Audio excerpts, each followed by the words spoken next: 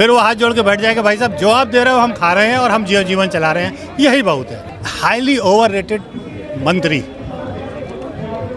जो है, ओवररेटेड मैंने इसलिए बोला कि वो कर कुछ रहा है और दिख कुछ रहा है। रूस से, रशिया से हमने 4 साल रिड्यूस रेट पे लिया, जिसमें दोस्ती वाला बेनिफिट भी था। हमने 4 साल राइट रेट पे लिया, उसका किसी को कुछ मिला? जिसमें 4 साल अंधा पैसा काटा इन लोगों ने, और 2 महीने का युद्ध हो गया तो कहते हैं हम घाटे में आ गए। मोस्ट अंडररेटेड मंत्री है ये राहुल गांधी। आप पीछे से याद करो, नेट पे खंगाल लेना, ये जितना सोच के बोलता है ना कि साहब आगे हो रहा है करो, वो हो जाता है। ये जितना वो हो जाता है।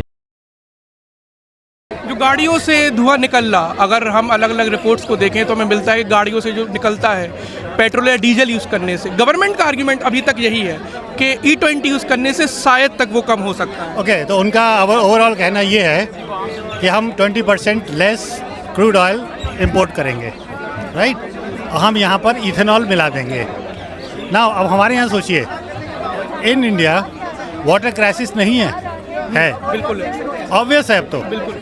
और हम क्या पैदा कर रहे हैं? हम गन्ना पैदा कर रहे हैं, जिसको एक्सेस ऑफ पानी चाहिए।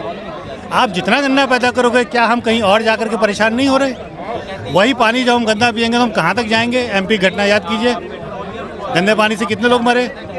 तो हम क्या बचाना चाह रहे हैं? भैया वो तो बचाओ जो ज़रूरी है, कम से कम बेसिक। अब आइए आप दूसरी चीज़ पर, हमने ये E20 यूज़ कर लिया, ठीक है। E20 यूज़ करने के बाद जो ये गन्ना बन रहा है वो कहाँ कहाँ जा रहा है? आपको मैं छोटे से एग्जांपल देता हूँ, महाराष्ट्र का। वहाँ पर कई चीनी मिलें बंद पड़ी थी। बहुत दिलचस्प बात है कि यूपी और बिहार की जो चीनी मिल थी उन्हें बंद कर दिया ना बंद कर दिया गया था, उसको बाकायदा बेचा गया है। मैं आपको महाराष्ट्र का रिपोर्ट कहीं से पढ़ा है मैंने, तो बता रहा हूँ। बंद पड़ी चीनी मिल, 15 करोड़ की अगर ज़मीन है तो पूरी चीनी मिल 10 करोड़ मिल गई, जिस किसी को मिली। मिलने के बाद उसने उसको चालू किया। अब आप देखिए प्रोडक्शन क्या होता है। गन्ना लिया, कंट्रोल रेट पे आया, गवर्नमेंट ने कर रखा है कंट्रोल रेट। चीनी बनी, कंट्रोल रेट पे बिकी। अब यहाँ पर कहीं हाथ मारने की जगह तो है नहीं। तब क्या बना? इथेनॉल। गवर्नमेंट का कोई कंट्रोल नहीं है, और वो इथेनॉल का बन के कहाँ जाएगा? हमारी तरफ आ रहा है। फ़ायदा किसको जा रहा है? जो बिना किसी कंट्रोल के इथेनॉल बिक रहा है वो उन्हीं को तो जाएगा जिन्होंने खरीदा है, जिन्होंने मिल चलाई है। कितना बड़ा स्पेक्ट्रम है, हम और आप तो सोच भी नहीं सकते। तो आपको ये लग रहा है कि एक सोची समझी साजिश के तहत ही ये पूरा प्रोग्राम सेट किया गया E20? देखिए, इसको मैं थोड़ा सा जरा सा बढ़ाऊंगा। वो इसलिए, स्कूल क्यों बंद हो रहे हैं? क्योंकि प्राइवेट आ रहे हैं। वो अफोर्डेबल स्कूल क्यों बंद हो रहे हैं? जो भारत में गरीबी का के हिसाब से चाहिए। बच्चा ना पढ़े, ठीक है। जब बच्चा नहीं पढ़ेगा तो वो कुछ सोच तो पाएगा नहीं, जो प्रोग्रेसिव होते हैं, राइट। हमने जो बोला वो मान जाएगा था, हाँ ठीक है आपने जो बोला, लेकिन वो कितना सही है कितना गलत नहीं सोच सकता। अब इसके बाद आप दूसरी तरफ आइए। आपने लोगों को उनकी क्रय शक्ति ख़त्म कर दी। लोग हमें लोन पे जा रहे हैं। सोना बेच रहे हैं, 61% से वो आगे अब रिपोर्ट आ चुकी है। सोना पर्सनल सोना बेच करके उठा करके खर्च चलाने की। एक समय ऐसा आएगा कि आदमी पास कहाँ हिम्मत होगी कि वो कुछ और देख सके। फिर वो हाथ जोड़ के बैठ जाएगा, भाई साहब जो आप दे रहे हो हम खा रहे हैं और हम जीवन चला रहे हैं, यही बहुत है। ये एक बहुत बड़ा एजेंडा है जो धीरे धीरे आगे आ रहा है। आपने सोचा था कभी कि 2025 में आप चूल्हे पर खाना बनाओगे? नहीं सोचा था। ये बैक ट्रैक हो रहा है RSS के उस एजेंडा पर, जहाँ पर उन्होंने कहा कि भैया हम यहाँ पर संविधान बदल के कुछ और लाएंगे। तो ये एक बहुत बड़ी चीज़ है जो हम आसानी से नहीं समझ सकते। और आप उन आरोपों पे यकीन रखते हो क्या जो नितिन गडकरी पर लगे कि ये अपने बेटे को किसी किस्म का लाभ पहुंचाने के लिए? अच्छा, इसको आप डेटा से ले लो। ये डेटा तो आपका पब्लिक में है। 18 करोड़ से बढ़ के आज 1600 कुछ करोड़ उसके अगर वर्थ हो रही है, तो कौन सा ऐसा आप बिजनेस बता देंगे जो विद इन फ्यू ईयर्स 18 से उठ करके 1600 करोड़ पहुँच जाए? ये मैं नहीं कह रहा हूँ, आप अभी नेट पर उठा लीजिए डेटा कि उनकी वर्थ क्या थी और अब क्या है, तो हमारा आपका आर्गुमेंट नहीं खत्म हो जाएगा। नितिन गडकरी की जो पब्लिक परसेप्शन था बहुत समय पहले तक, वो ये था कि उन्हें हर पार्टी सेलिब्रेट करती थी, कहती थी कि नितिन गडकरी से बात कर सकते, लेकिन अचानक से उनके खिलाफ आरोप आ गए। कांग्रेस भी थोड़ा इतना सख्त नहीं अब थी। आप ध्यान दीजिए, हाईली ओवररेटेड मंत्री जो है, ओवररेटेड मैंने इसलिए बोला कि वो कर कुछ रहा है और दिख कुछ रहा है। एग्जाम्पल, उसका मेन काम क्या है? रोड। ठीक है, क्या जरूरत पड़ी यार तुमको पेट्रोलियम में घुसने की? यानी हरदीपपुरी का डिपार्टमेंट था वो। क्या जरूरत पड़ी है?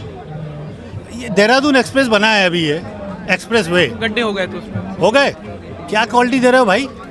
उसकी चिंता नहीं हो रही है कि हम जब ये रोड बना रहे हैं जो मेरे नाम पे आ रही है, लोग कहेंगे कि ये रोड गडकरी ने बनाई और उस पे गड्ढे हुए पड़े हैं 2 महीने के अंदर। तो भाई उधर ध्यान दे देना भाई, इधर क्यों, इधर क्या घुसे जा रहा है कि साहब अभी हम इथेनॉल देंगे? क्योंकि यहाँ पर पर्सनल हमारी नहीं, पर्सनल इम्प्रूवमेंट आ रही है। बेटा कहाँ बैठ गया? 1600 प्लस की वर्थ में आ गया है दोनों। सर, जब रूस यूक्रेन युद्ध हुआ हो या फिर अभी हाल ही का ईरान विवाद हमने देखा, तो उस दौरान एक बहुत ही ज़रूरी सवाल उठा कि जो हम कच्चा तेल बाहर से मंगा रहे हैं, उसको मंगाने के चक्कर में जो हमारा व्यापारिक घाटा है वो बढ़ता जा रहा। उस समय भी ये मांग उठी कि इसका हमें कुछ करना होगा। तो सरकार बार बार इस बात कर रही है कि हम उस तरफ इस पूरी चीज़ को ले जा रहे हैं कि हमारा व्यापारिक घाटा कम हो सके, और वो बीच में किसान को भी ले आते कि किसान गन्ना उगाएगा, उसकी जेब में पैसा जाएगा। एक बहुत ही छोटी बात बोलूँ दोस्त, रूस से, रशिया से हमने 4 साल रिड्यूस रेट पे लिया, जिसमें दोस्ती वाला बेनिफिट भी था, राइट? हेलो, उसका किसी को कुछ मिला आज तक? 4 साल अंधा पैसा काटा इन लोगों ने, और 2 महीने का युद्ध हो गया तो कहते हैं हम घाटे में आ गए।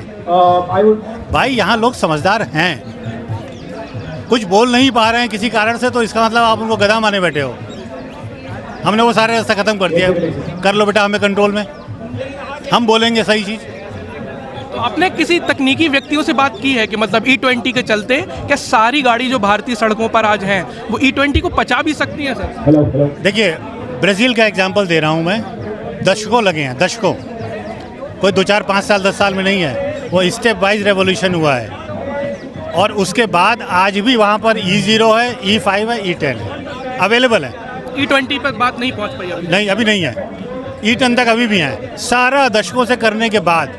और इनको क्या हुआ कि साहब रात को 8 बजे आ गए भाई, 12 बजे से लग रहा है लॉकडाउन, संपूर्ण लॉकडाउन, इनको तो सपने आ जाते हैं, बाकी कौन झेल रहा है? हम और आप। सर, इसी दौरान गवर्नमेंट ईवी को भी पुश कर रही थी, इलेक्ट्रॉनिकल व्हीकल्स थे उसको पुश कर रही थी, तो आपको लगता है कि जो ध्यान है वो भटक जाएगा कहीं? अब आपसे बताएं ईवी का बात, आप हमारे यहाँ पे सबसे ज़्यादा पीक प्रेशर कब होता है? शाम को, राइट? मेरे पास कार है, मैं दिन भर काम करूँगा और शाम को घर पे जाकर के उसको चार्ज करूँगा, वो उसी पीक आवर में आएगी वो बात। 8 घंटे चाहिए, सारी रात चलेगी। गवर्नमेंट ने ये भी किया है कि पीक आवर के रेट्स बढ़े होंगे बिजली के, ठीक है? तो गर्मी में हालत और खराब हो जाती है, जब लोड में हालत और खराब हो जाती है। पीक आवर के पैसे बढ़ा दिए, पीक आवर पे हम जाके अपनी कार को चार्ज कर रहे हैं। और ये जो तमाम लोग ईवी ले लेंगे, जैसे दिल्ली में कंपल्सरी हो गया है ना कि ईवी लीजिए अब आप, खाली और कुछ नहीं। जब ये सारे लोग शाम को जाकर के चार्ज करेंगे तो क्या हमारा इंफ्रास्ट्रक्चर इतना बड़ा है कि वो एकदम से संभाल ले? नहीं है, पट्टा बैठ जाएगा भाई साहब। इनके कहने से कुछ नहीं होता है भाई। वो तो ये भी कह रही थी कि पानी बह रहा था, हवा में उड़ जा रहा है, कम पड़ गया पानी। क्या ही कहोगे यार, मतलब इथेनॉल को लेके ये बात कही जा रही कि इथेनॉल एनवायरनमेंट से पानी खींचता है ना सर? यही बात कह रहे हैं। पानी ज़्यादा खर्च होता है, पानी ज़्यादा खर्च होता है इथेनॉल बनाने में, और ज़्यादा नहीं, बहुत ज़्यादा। आपको मैं उदाहरण देता हूँ एक चाइना का। चाइना क्या कह रहा है? चाइना को चावल चाहिए, ठीक है? उसने कहा हम पैदा नहीं करेंगे, हम मंगाएंगे, क्योंकि सारे देश बचते हैं अपना पानी बाहर भेजने से। सबसे महंगी चीज हम जो करते हैं, हम अपना पानी बाहर भेजते हैं चावल बेच के, और यहाँ पर पानी पीने को तरस रहे हैं। जो उनको क्या ये हम और आप सोच नहीं सकते हैं? प्रोटेक्ट करता है। इनके कहने पे चल जाएंगे कि फार्मूला रेस उड़ा लो? नहीं हो सकता भाई, हम तो लॉजिक यूज करेंगे। और सर ये भी सवाल है ना कि भारत का मतलब सिर्फ दिल्ली थोड़ी है, जो Tier 3 शहरों में रह रहे हैं वो कैसे स्कूल कैसे करेंगे? जब हम कहते हैं ये बात तो जाहिर सी बात है कि भारत एक नहीं है। आप मेघालय चले जाओ, कन्याकुमारी चले जाओ, लद्दाख चले जाओ, कश्मीर चले जाओ, भाई कैसे ये सारी चीज़ें एक जैसी नहीं है। और वहाँ पर आप ये सारी चीज़ें डालना चाहते हो कि सब जगह एक होगा, कैसे होगा? एक जगह संभव ही नहीं है, क्योंकि भारत इतना वर्सटाइल है कि आप एक नियम कहीं नहीं ला सकते। आपको फ्लक्चुएट करना ही पड़ेगा as per reason. PM Modi एक किस्म की चुप्पी साधे बैठे E20 के मुद्दे पे, क्या लगता है? क्योंकि इनको पता है सब गलत हो रहा है, मेरे पास कुछ बोलने को है ही नहीं। मैं क्या बोलूं, किस चीज़ से डिपेंड करूं? आप बताओ वो क्या बोलेंगे? वो कहेंगे भाई ये सही हो रहा है, डिफेंड कैसे करेंगे? तो इससे पहले की गाली पड़े चुप रहो। राहुल गांधी का एक ट्वीट भी वायरल हो रहा था कि उन्होंने कुछ साल पहले ये खतरा जताया था कि ऐसा हो सकता है। जताया था। ये मोस्ट अंडररेटेड मंत्री है ये राहुल गांधी। आप पीछे से याद करो, नेट पे खंगाल लेना, ये जितना सोच के बोलता है ना कि साहब आगे हो रहा है, वो हो जाता है। अभी तक लगातार हुआ है। अब देखते हैं, भगवान चाहे, उसने बोला है कि 1 साल में ही निकल लेगा, वो भी हो जाए। सरकार ने अभी ये भी कहा कि ये बस ट्रायल पीरियड चल रहा। हंसी नहीं आती आपको? हमारे यहाँ पे मारुति सुजुकी, हमारा वो अटॉर्नी जनरल है इंडिया का, शर्म आती है। उसने साफ साफ बोला है, तुषार मेहता, ठीक है, उसने साफ साफ बोला है। और ये आदमी बाहर आके झूठ बोल रहा है। शर्म नहीं आती इन लोगों को? बताया कहाँ से इनकी रिस्पेक्ट करें, क्यों करें?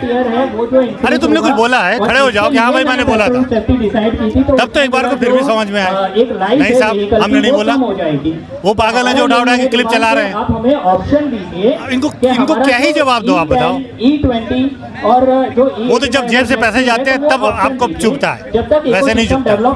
मैंने 16,000 खर्च किए एक बाइक में, अभी अपने बेटे की बाइक में, मुझे चुभता है।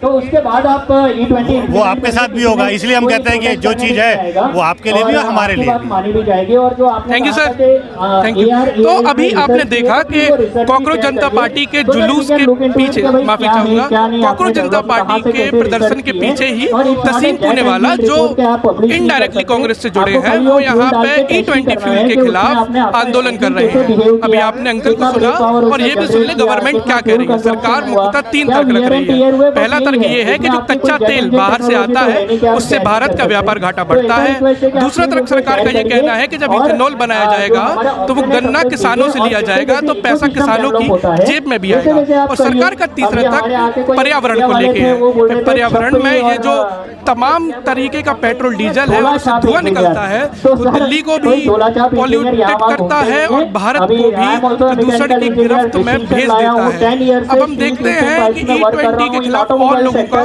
क्या मानना है, और ऐसी खबरों के लिए आप न्यूज़ कोटरी के साथ जुड़ रहे हैं। मेरा नाम है अभिषेक और मेरे साथ है मेरे साथी आभास। E20 के खिलाफ और लोगों का क्या मानना है, और ऐसी न्यूज़ कोटरी